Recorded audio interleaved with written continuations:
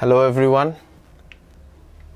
Today we are going to discuss a very mysterious force.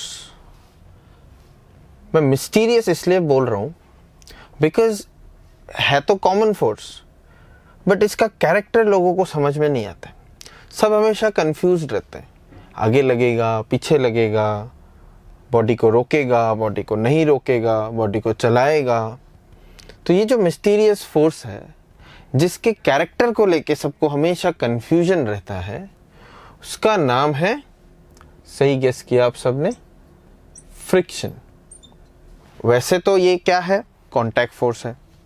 मतलब when two bodies come in contact with each other तभी ये generate होता है. अब हमने न्यूटन्स लॉ में दो और कांटेक्ट फोर्सेस पढ़े हैं जिनका नाम था, अगर आपको याद होगा, वैसे याद तो होना चाहिए, टेंशन एंड नॉर्मल. ये दोनों भी कांटेक्ट फोर्सेस ही थे. ये भी कांटेक्ट फोर्स ही है. अब न्यूटन्स लॉ के टाइम पे आपने गौर किया होगा कि हम लोग सबसे पहले ग्रेविटेशनल फोर्स को ड्रॉ करते हैं, फिर हम लोग टेंशन फोर्स को ड्रॉ करते हैं, फिर हम लोग नॉर्मल फोर्स को ड्रॉ करते हैं. तो न्यूटन्स लॉ के शुरुआत में हमेशा ग्रेविटेशन, टेंशन, नॉर्मल, इन तीन फोर्सेस में सारे क्वेश्चंस होते रहते हैं, सारी बातें, सारी डिस्कशंस इनमें होती रहती है. फ्रिक्शन के बारे में कोई बात नहीं करता थोड़े दिन तक. तो कुछ तो वजह है कि फ्रिक्शन क्यों बाद में डिस्कस किया जाता है. तीन फोर्सेस पहले पढ़ लेते हैं, फ्रिक्शन को हमेशा बाद में डिस्कस करते हैं, और शुरू में हमेशा चीज़ों को स्मूथ रख देते हैं. आपने क्वेश्चंस में देखा होगा, assume all the surfaces are smooth, friction is absent. तो कोई तो वजह है कि फ्रिक्शन को समझने के लिए एक लेवल हायर मैच्योरिटी चाहिए. तो आज हम लोग उसको समझने की कोशिश करेंगे. तो सबसे पहले फ्रिक्शन किस टाइप का फोर्स है? फ्रिक्शन कांटेक्ट फोर्स है. अब अगर कांटेक्ट फोर्स है तो इलेक्ट्रोमैग्नेटिक नेचर का होगा. किस टाइप के नेचर का होगा? इलेक्ट्रोमैग्नेटिक नेचर का होगा. क्योंकि हमारे मैकेनिक्स में मेनली दो टाइप के फोर्सेस का ही हम लोग इस्तेमाल करते हैं. एक हो गया फील्ड फोर्स, जो दूर से लगता है. फील्ड हम किसको बोलते हैं? फील्ड, स्पेस, कोई मैदान हो गया, प्लेग्राउंड हो गया, उसको फील्ड बोलते हैं. यानी कि फील्ड फोर्स मतलब जो दूर से लग जाता है, कांटेक्ट की जरूरत नहीं है. जैसे कि कोई मैग्नेट किसी लोहे के टुकड़े पे फोर्स लगा रहा है, उसको छूने की जरूरत नहीं है, तो वो हो गया फील्ड फोर्स. एक मास दूसरे मास को अपनी तरफ खींच रहा है, वो हो गया ग्रेविटेशनल फोर्स. वो भी क्या है? Field force. The earth doesn't need to touch the apple to pull it down, right? So apple अपने आप ही गिर जाएगा, अर्थ को उसको छूने की जरूरत नहीं है. So that is also field force. उसको कॉन्टैक्ट की जरूरत नहीं है. बट टेंशन जैसे फोर्सेस, नॉर्मल जैसे फोर्सेस, फ्रिक्शन जैसे फोर्सेस बिना कॉन्टैक्ट के क्रिएट नहीं होते.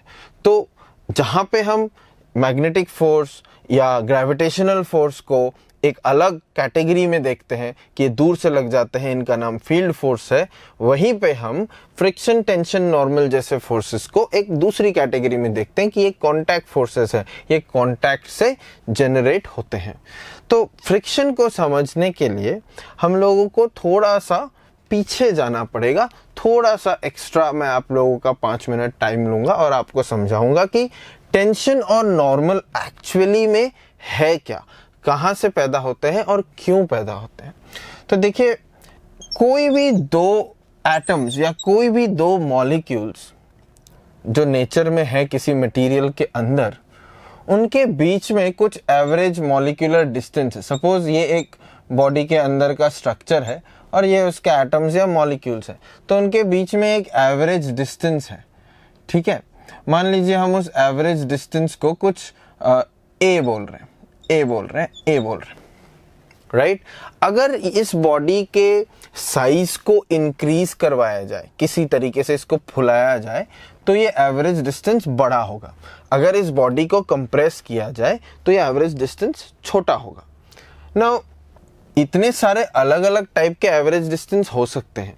अगर हम इन एटम्स या इन मॉलिक्यूल्स से पूछें कि तुम लोगों को अपने आपस में कौन सा एवरेज डिस्टेंस चाहिए, तो मॉलिक्यूल्स या एटम्स बॉडी के टाइप के हिसाब से एक पर्टिकुलर एवरेज डिस्टेंस चूज करते हैं. इसको मैंने नाम दिया है हैप्पी डिस्टेंस. हैप्पी डिस्टेंस मतलब वो average distance between atoms and molecules जिसपे सिस्टम सबसे ज्यादा खुश होता है।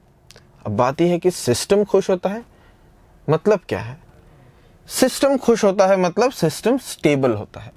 आप सबको पता होगा कि पोटेंशियल एनर्जी जितनी ज़्यादा होती है सिस्टम उतना अनस्टेबल होता है या नाखुश होता है, अनहैप्पी सिस्टम होता है। पोटेंशियल एनर्जी अगर हाई हो गया तो हर सिस्टम नेचुरली चाहता है कि मेरा पोटेंशियल एनर्जी कम हो जाए।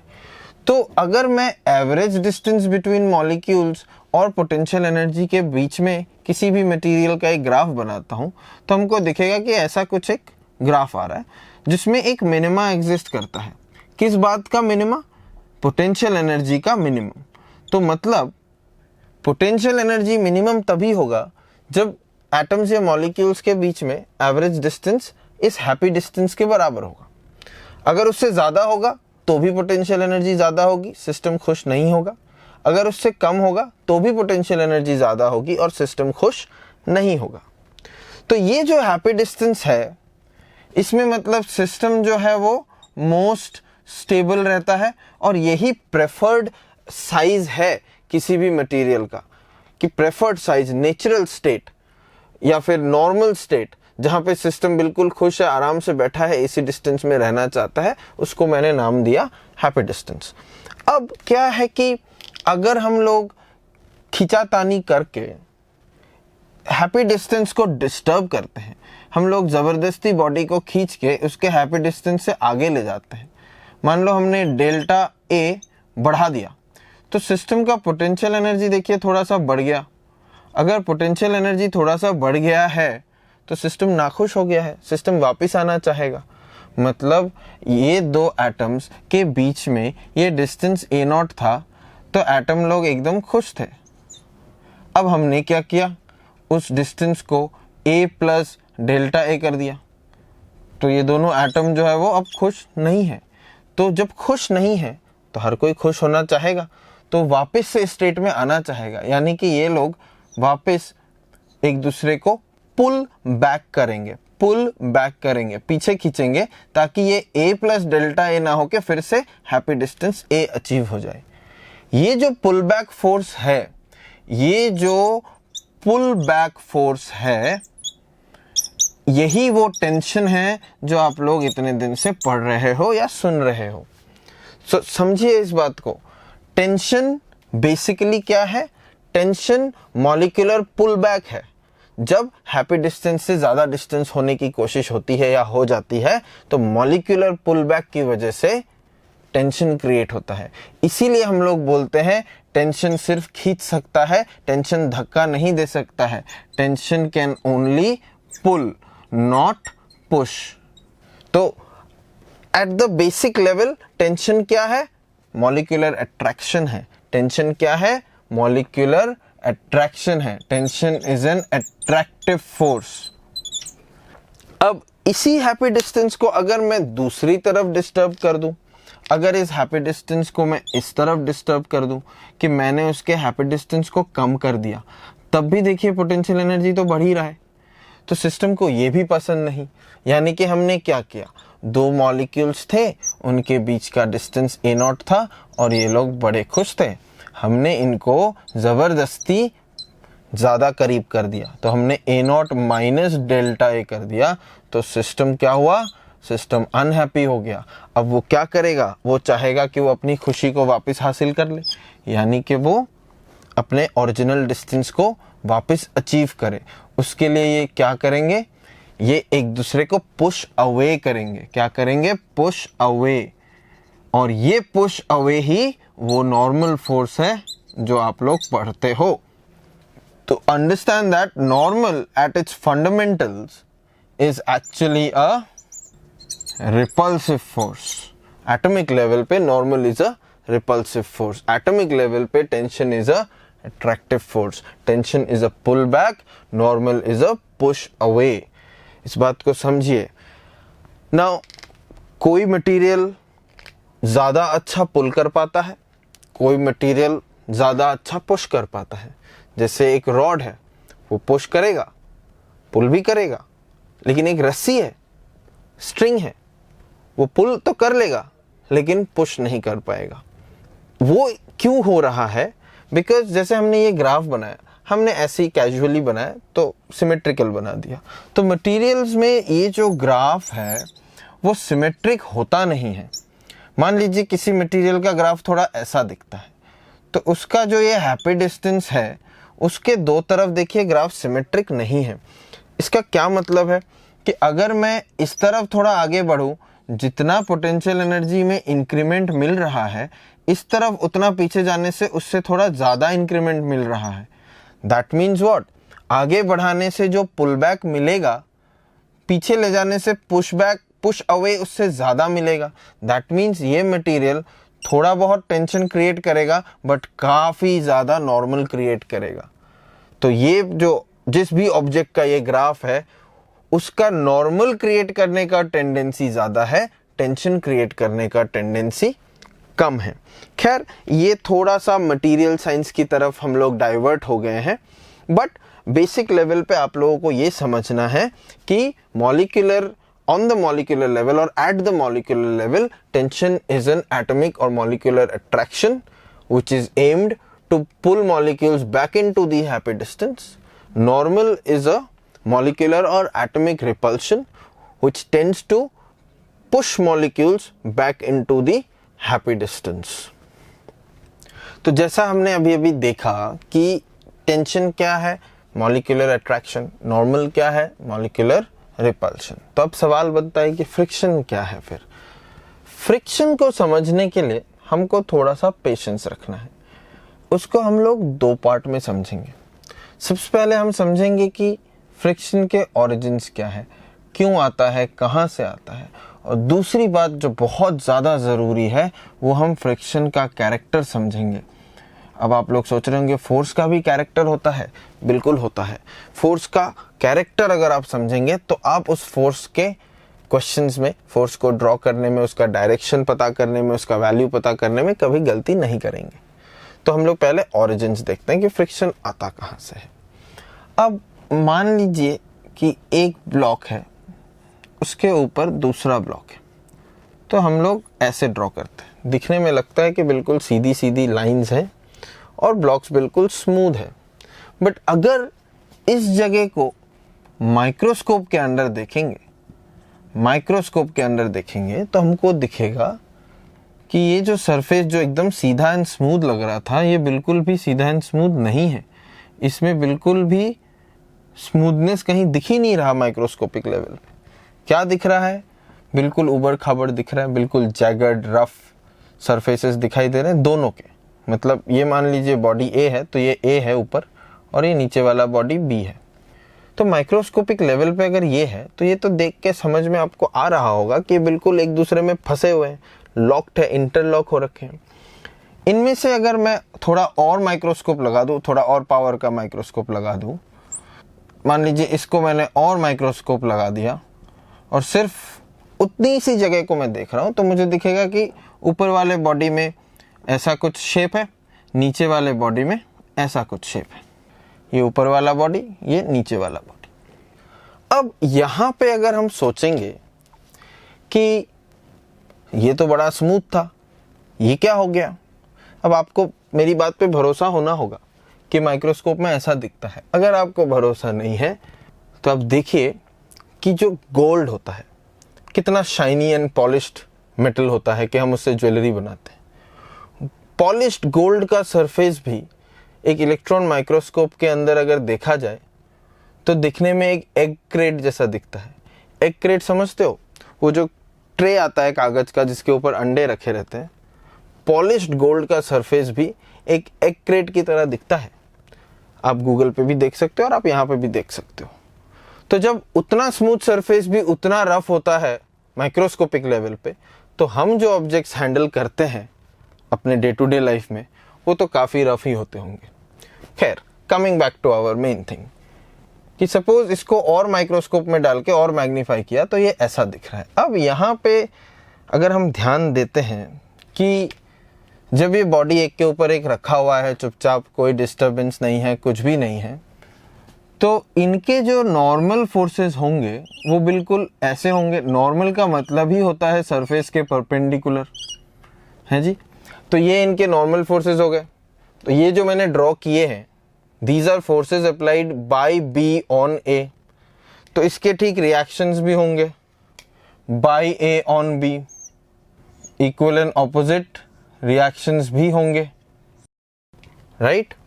तो under normal conditions, regular conditions, no disturbance conditions, अगर हम ध्यान से देखेंगे, ये जो नॉर्मल फोर्सेस लग रहे हैं, इनके जो ये पैरेलल कंपोनेंट्स है वो एक दूसरे से कैंसिल हो रहे हैं। क्या हो रहा है? कैंसिल हो रहे हैं। और जो इनके वर्टिकल कंपोनेंट्स हैं, जो इनके ये वाले कंपोनेंट्स हैं, वो सब एक ही डायरेक्शन में है, तो वो कैंसिल नहीं हो रहे हैं, वो ऐड हो रहे हैं। तो ये जो सारे हैं, ये सारा ऐड हो रहा है। और जो हॉरिजॉन्टल वाले थे वो सब कैंसिल हो गए। सिमिलरली नीचे वाले के साथ भी यही हुआ। ये जो नीचे वाला सरफेस था, जिसके ऊपर ऐसे ऐसे ऐसे ऐसे डायरेक्शंस में छोटे छोटे नॉर्मल फोर्सेस लग रहे थे, उन सब के जो ये कंपोनेंट्स हैं वो आपस में कैंसिल हो गए, वो आपस में कैंसिल हो गए। लेकिन उनके जो ये वाले कंपोनेंट्स थे नीचे की ओर, यानी कि परपेंडिकुलर कंपोनेंट्स, वो सब जुड़ गए। ये तो खैर पूरा ही परपेंडिकुलर है, तो ये और ये और ये और ये ऐड हो गया। तो फाइनली हमको क्या दिखेगा कि जो ऊपर वाला ऑब्जेक्ट है उस पे एक नेट फोर्स इधर लग रहा है, और जो नीचे वाला ऑब्जेक्ट है उस पे एक नेट फोर्स इधर लग रहा है। हमको तो यही दिखेगा, जबकि एक्चुअली और बहुत सारे फोर्सेस थे जो आपस में कैंसिलेशन की वजह से दिख नहीं रहे हैं। तो जो ये वाले फोर्सेस थे, ये वाले फोर्सेस थे, ये कैंसिल हो गए। जो ये वाले फोर्सेस थे, ये वाले फोर्सेस थे, वो कैंसिल हो गए। तो हम बोलेंगे कांटेक्ट फोर्स कहाँ है और किधर है। कांटेक्ट फोर्स सीधा सीधा है, मतलब नॉर्मल है।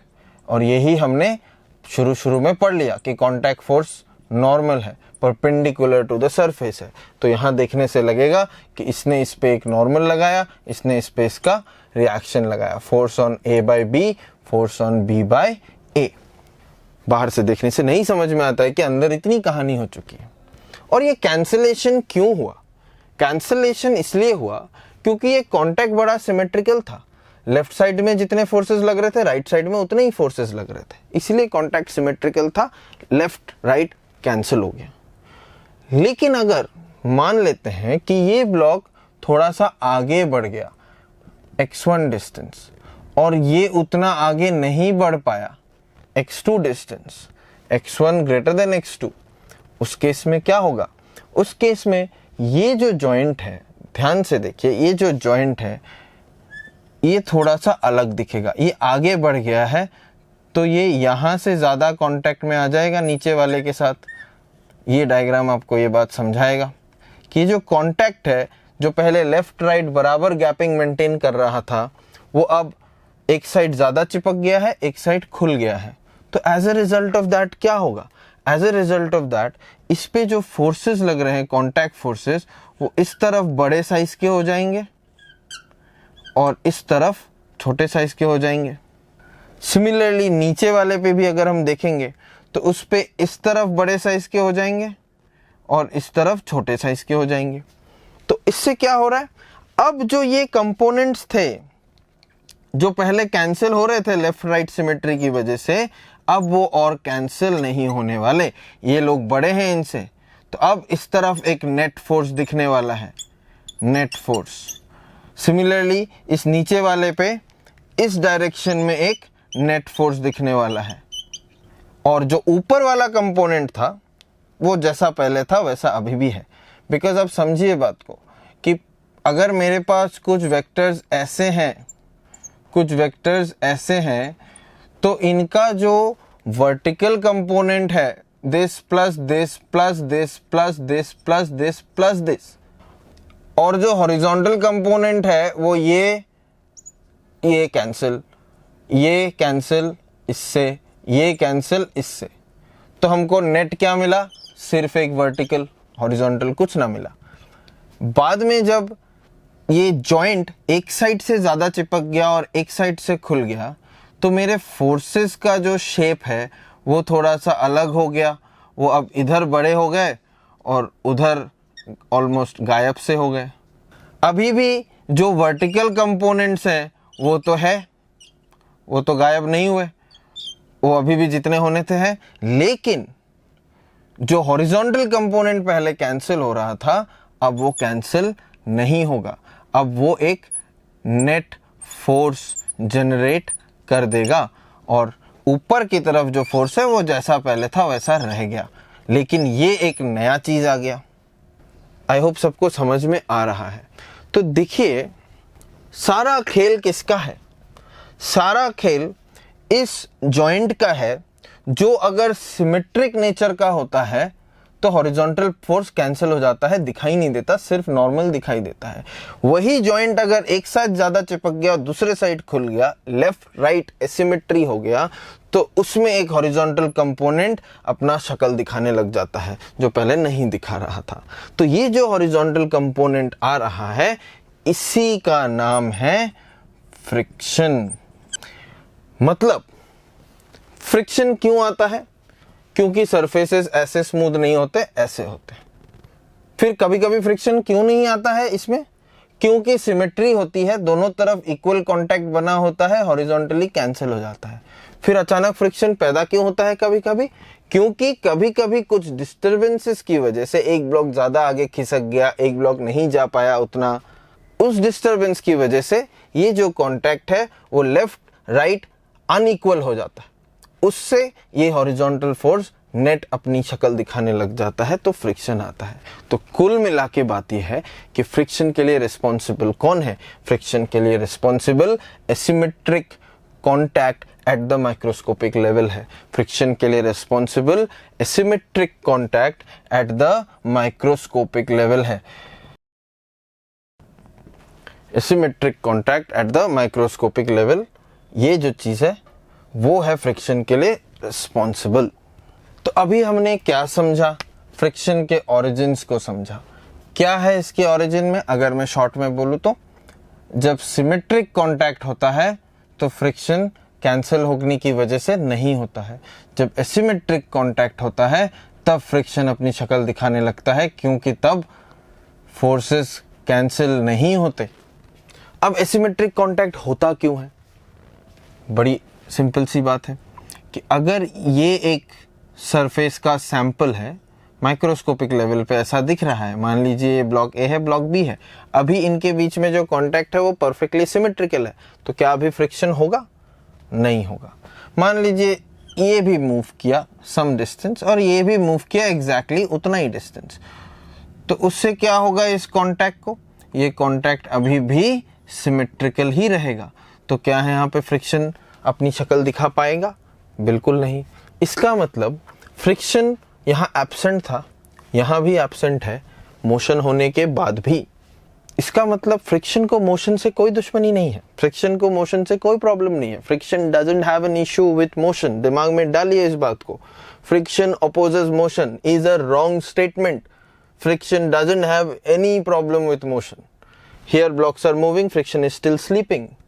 Friction has a problem with bodies that are in contact moving differently. Asymmetry कब create होगा? अगर x1 का वैल्यू x2 से ज्यादा हुआ, यानी कि a ज्यादा आगे बढ़ गया, b उतना आगे नहीं बढ़ पाया, यानी कि ये जो कांटेक्ट है जो यहाँ भी सिमेट्रिक और यहाँ भी सिमेट्रिक दिख रहा है, वो आपको कुछ ऐसा दिखेगा कि a आगे ज्यादा बढ़ गया, b उतना नहीं बढ़ पाया। That means ये सिचुएशन ये है। अब इसमें हमको पता चल रहा है कि ए के ऊपर पीछे की तरफ नेट फोर्स बच जाएगा, बी के ऊपर आगे की तरफ नेट फोर्स बच जाएगा।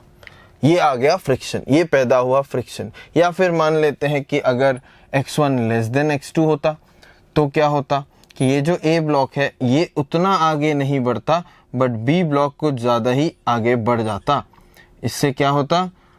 इस साइड फ्रिक्शन का, इस साइड कांटेक्ट ज़्यादा हो जाता, इस साइड कांटेक्ट खुल जाता। अब हमको दिखता कि ये जो ए है उस पे नेट फोर्स इधर आए और बी पे नेट फोर्स इधर आए। तो फ्रिक्शन कब अराइव करता है, फ्रिक्शन कब जाग जाता है, जब उसको दिखता है कि दो सरफेसेस अलग अलग अमाउंट मूव कर रहे हैं। एक साथ मूव करे फ्रिक्शन को कोई दिक्कत नहीं है, अलग अलग अमाउंट मूव करे तो फ्रिक्शन आ जाता है। और देखिए डायरेक्शन भी कैसे आया है, जो ज़्यादा भाग रहा था, जैसे यहाँ पे ए है, ए ज़्यादा भाग रहा है, फ्रिक्शन उसको बोल रहा है तुम मत भागो, पीछे आओ। और जो नहीं भाग रहा है ज़्यादा, जो पीछे छूट रहा था बी, उसको फ्रिक्शन बोल रहा है तुम क्यों नहीं जा रहे हो, आगे बढ़ो। अब समझ रहे हो मेरी बात?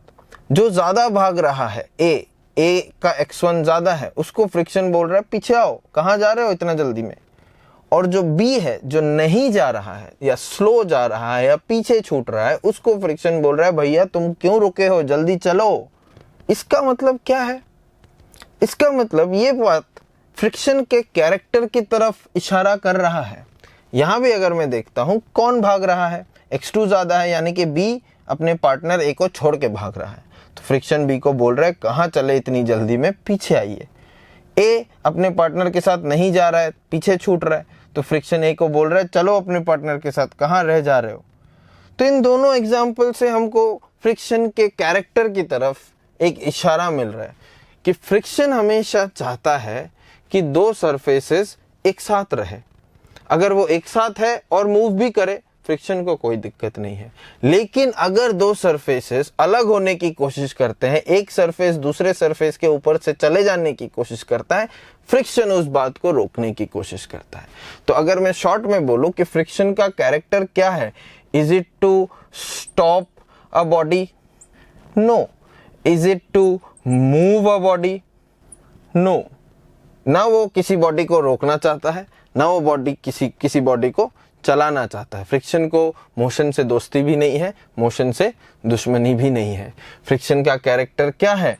Stop to surfaces from rubbing against each other और फ्रॉम सेपरेटिंग। मतलब वो नहीं चाहता कि दो सरफेसेस जुदा हो जाए, दो सरफेस अलग हो जाए, घिस जाए एक दूसरे के ऊपर से। फ्रिक्शन का कैरेक्टर ये है। अब इस गोल को अचीव करने के लिए फ्रिक्शन को जिस ब्लॉक पे जिधर लगना होता है, जितना लगना होता है, वो लग जाता है। बात को समझिए। यहाँ पे फ्रिक्शन का कैरेक्टर किसी चलते हुए बॉडी को रोकना भी नहीं है, किसी रुकते हुए बॉडी को चलाना भी नहीं है। ना उसको मोशन से दोस्ती है, ना उसको मोशन से दुश्मनी है। फ्रिक्शन को रिलेटिव स्लिपिंग से दिक्कत है, फ्रिक्शन को रबिंग से प्रॉब्लम है, घिसाई से प्रॉब्लम है। तो फ्रिक्शन चाहता नहीं है कि सरफेसेस आपस में घिसे, फ्रिक्शन चाहता है सरफेस हमेशा ऐसे रहे और खुश रहे। अगर कोई छोड़ के जाने की कोशिश करता है, फ्रिक्शन उसको वापस बुलाता है कि कहाँ जा रहे हो, पीछे आओ। और अगर कोई अपने साथी के साथ नहीं आ पा रहा है, पीछे छूट रहा है, कमजोर हो गया है, फ्रिक्शन उसको मदद करता है कि अपने साथी के साथ दौड़ो। तो फ्रिक्शन का एम ये नहीं है कि किसी को रोक दिया जाए, फ्रिक्शन का एम है कि सरफेसेस की यूनिटी बनी रहनी चाहिए, सरफेसेस एक साथ मूव करने चाहिए। ये है फ्रिक्शन का कैरेक्टर। और इस एम को अचीव करने के लिए फ्रिक्शन को जो करना पड़ता है वो करता है। तो हमने अभी समझा फ्रिक्शन के ओरिजिन्स क्या है, और हमने अभी समझा फ्रिक्शन के कैरेक्टर्स क्या हैं। तो फ्रिक्शन के कैरेक्टर को समझने के बाद अगर हम अपने आप को टेस्ट करना चाहते हैं कि हमको एक्चुअली कैरेक्टर समझ में आया है कि नहीं आया है, तो इसके लिए हम लोग कुछ सिचुएशंस को एक्सप्लोर करते हैं। से फॉर एग्जांपल, ये एक ऑब्जेक्ट है और ये ग्राउंड पे रखा है, इसका मास कुछ m मान लीजिए। अभी अगर इस ऑब्जेक्ट पे कोई भी एक्सटर्नल फोर्स नहीं लग रहा है, तो क्या इस पे फ्रिक्शन लगेगा? आंसर इज बिल्कुल नहीं लगेगा। फ्रिक्शन को क्या ज़रूरत है वहाँ पे आने की? ऑब्जेक्ट वैसे ही रेस्ट पे है, वैसे ही ये ऑब्जेक्ट इस ज़मीन के सरफेस पे घिस नहीं रहा है, तो फ्रिक्शन जो चाहता है कि घिसाई ना हो वैसे भी नहीं हो रहा है, तो फ्रिक्शन क्यों आएगा? तो जब तक ये ब्लॉक ऐसे रखा है, इस पे कोई डिस्टर्बेंस नहीं है, इस पे फ्रिक्शन नहीं लगेगा। लेकिन अगर इस ब्लॉक पे किसी ने इस तरफ से कोई फोर्स लगा दिया, तब फ्रिक्शन कुछ करेगा।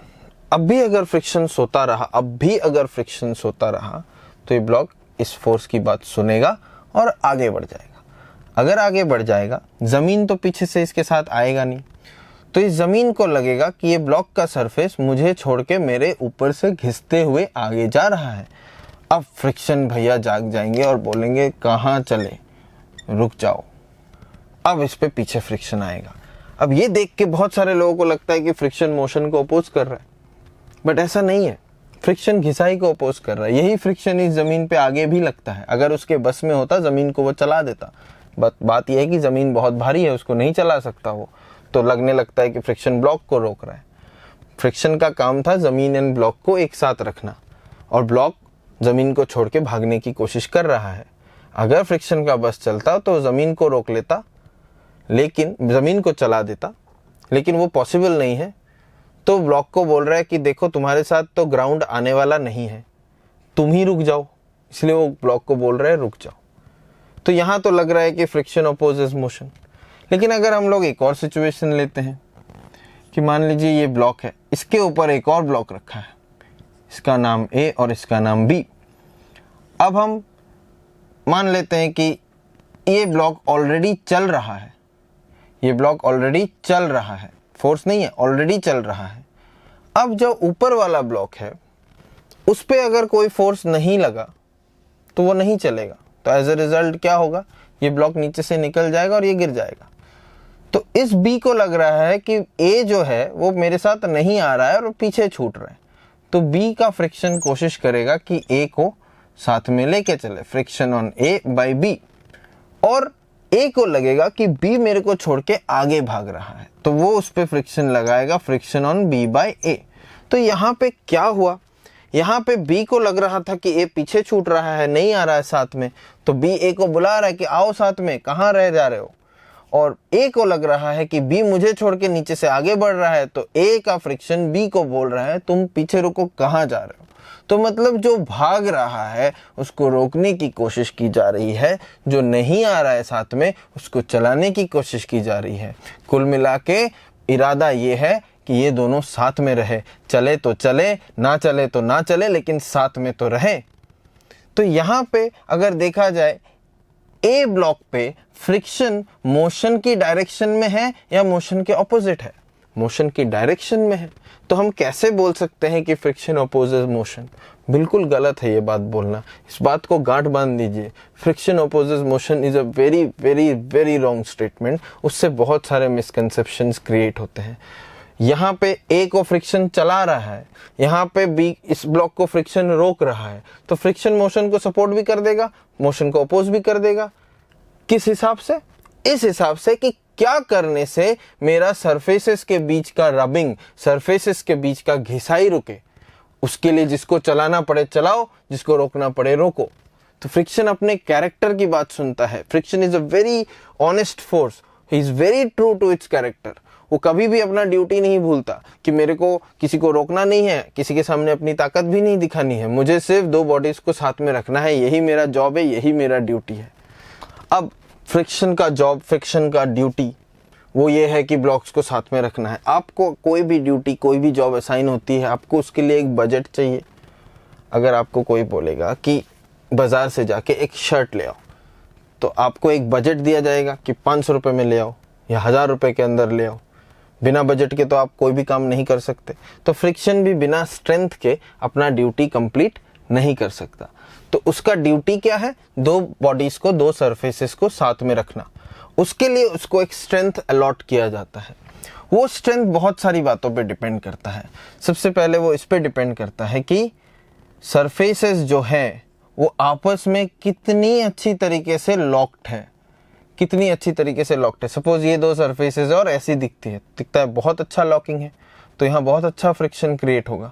अब दो सरफेसेस, मान लीजिए कि एक सरफेस ये है जो कि स्मूथ है, स्मूथ सरफेसेस ही इतने रेगुलर होते हैं, और एक सरफेस ऐसा है जो कि काफ़ी रफ है। तो स्मूथ एंड रफ के बीच में बहुत अच्छा इंटरलॉकिंग क्रिएट नहीं होता, जो कि आपको यहाँ साफ दिखाई दे रहा होगा। तो हमको पता है कि यहाँ का जो फ्रिक्शन होगा वो थोड़ा सा पुअर होगा, और यहाँ का जो फ्रिक्शन होगा वो काफ़ी अच्छे वैल्यू का होगा, यानी कि काफ़ी हाई वैल्यू का होगा।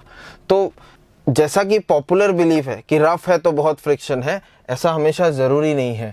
दो स्मूथ सरफेसेस के बीच में काफ़ी फ्रिक्शन होता है, क्योंकि दो स्मूथ सरफेस आपस में बहुत अच्छी तरीके से लॉक होते हैं, क्योंकि उनके ग्रूव्स, उनके सरफेस के टेक्सचर्स एक दूसरे से काफ़ी मैच करते हैं, तो वो एक दूसरे में बहुत अच्छे से फिट होते हैं। जबकि एक स्मूथ सरफेस और रफ सरफेस आपस में फिट नहीं हो पाते। रफ सरफेस और रफ सरफेस आपस में अच्छे से फिट हो सकते हैं, बट स्मूथ एंड रफ आपस में फिट नहीं हो पाते हैं, जबकि स्मूथ एंड स्मूथ बहुत अच्छे से फिट हो पाते हैं।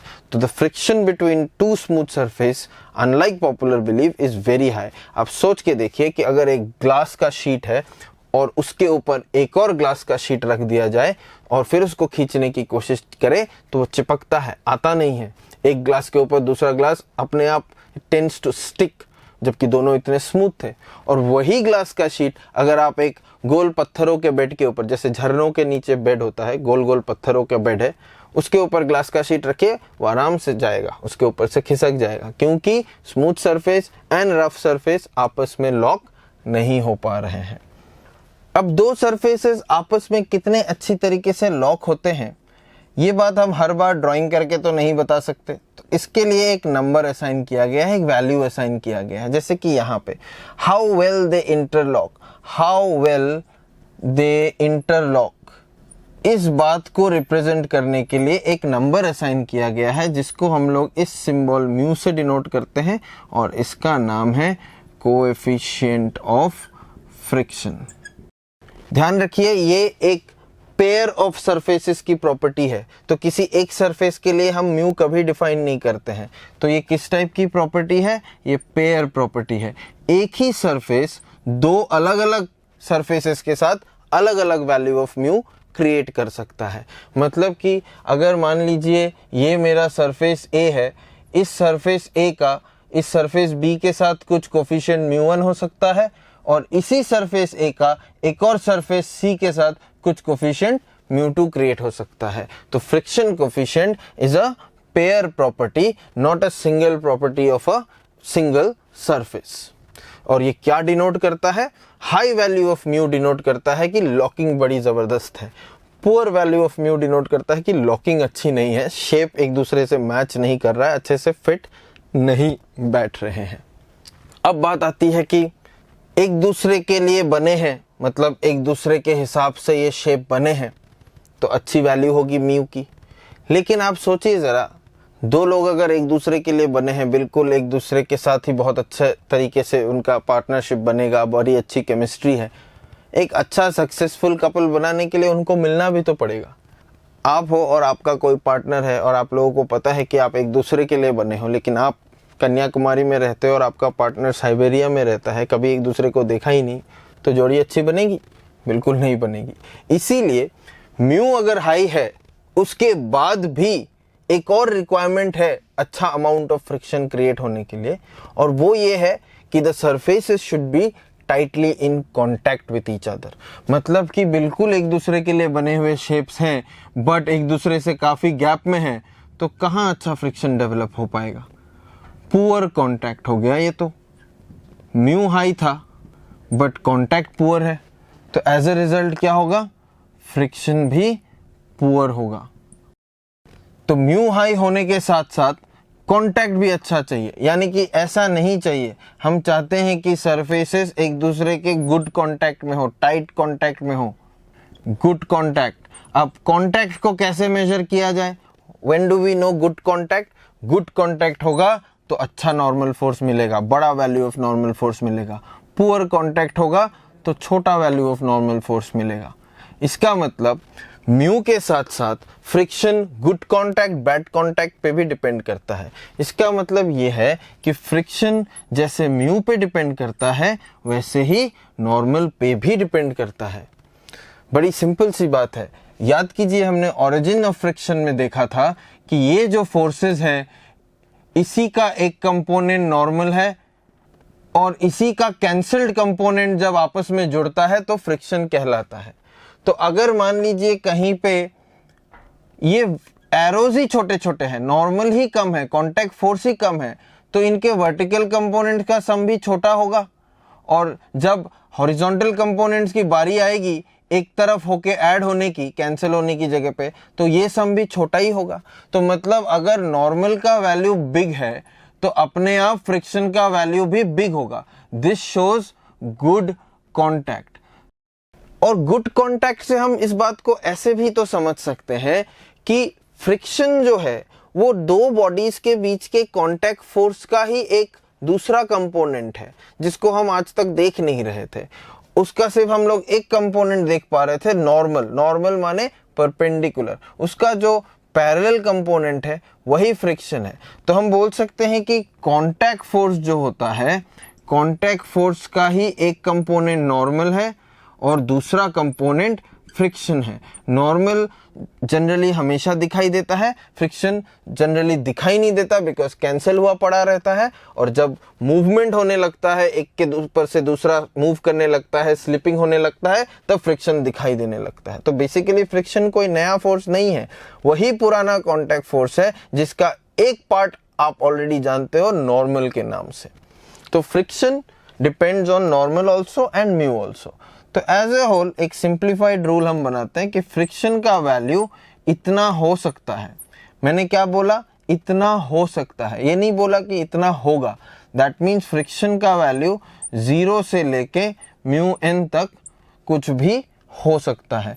इसका मतलब ये क्या है? ये मैक्सिमम वैल्यू ऑफ फ्रिक्शन है, ये मैक्स फ्रिक्शन है।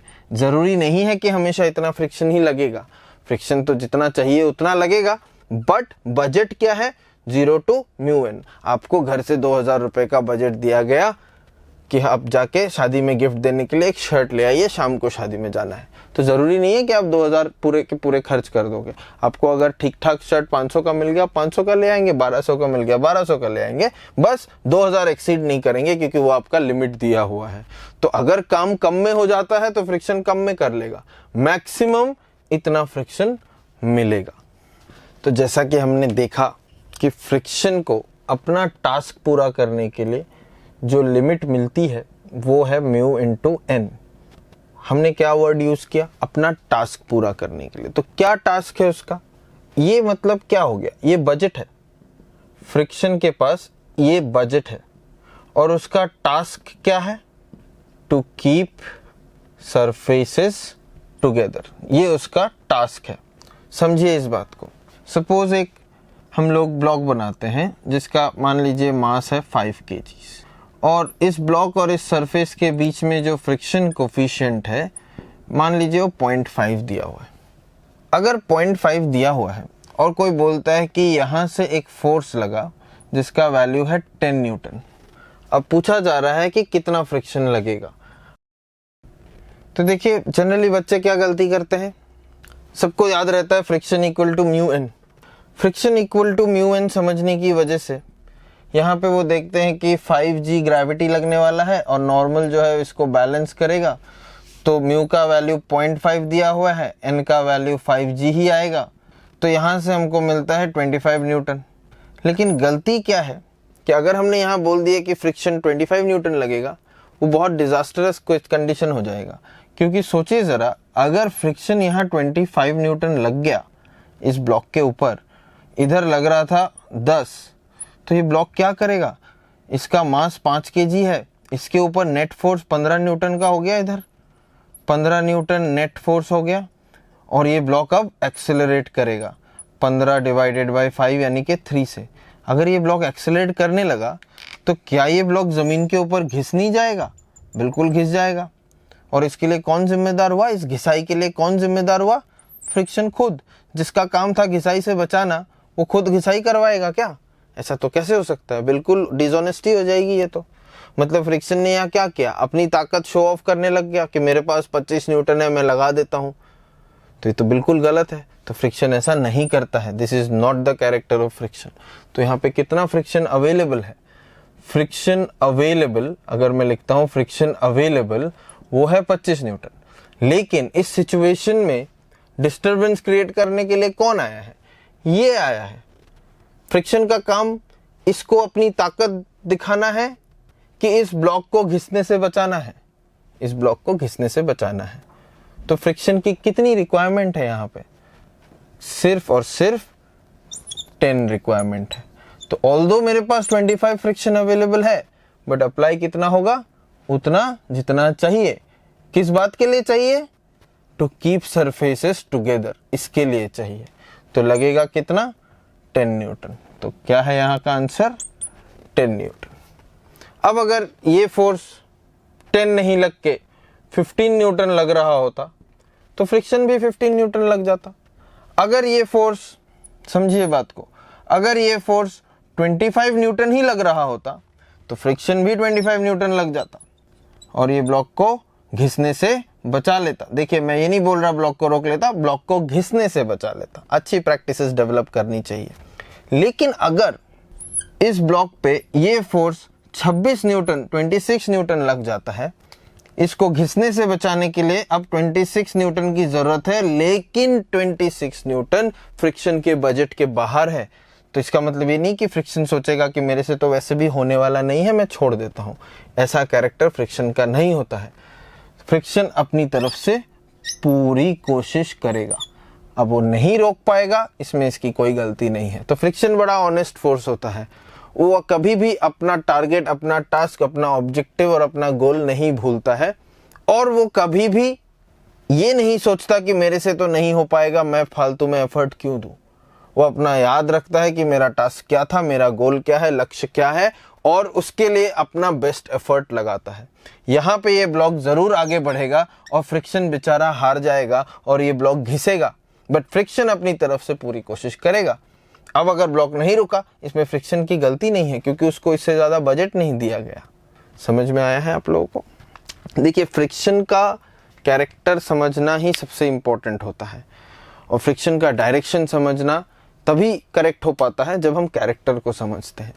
अब इसमें अगर हम लोग 4-5 न्यूमेरिकल्स और करेंगे तो आपको थोड़ी सी और क्लैरिटी आएगी, जो कि हम अगले एपिसोड में करेंगे। एक एपिसोड को हम उतना लंबा नहीं करना चाहते। तो ये सीरीज़ हमारा मास्टर क्लास चलेगा, हर सब्जेक्ट के लिए चलेगा। हम लोग इंटरेस्टिंग टॉपिक्स उठाएंगे, उसके थ्योरीज को फील के साथ समझेंगे और उसके बाद उस पर कुछ अच्छे बढ़िया लेवल के क्वेश्चंस करेंगे ताकि वो और पक्का हो जाए। तो अगर आप चाहते हैं कि हमारे मास्टर क्लास को फॉलो करते रहे तो इस चैनल को सब्सक्राइब कीजिए और बेल आइकन दबाइए ताकि आपको अगले वीडियो अपलोड होते ही सबसे पहले नोटिफिकेशन मिल जाए। ऑल द बेस्ट, पढ़ते रहिए, फील लेते रहिए। Thank you.